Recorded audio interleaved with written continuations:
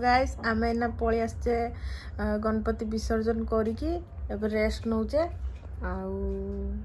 मनटा टिके दुख होउची कारण ठाकुर पलैसी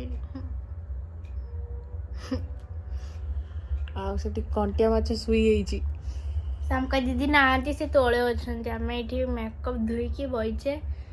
कल सका देखा फिर से।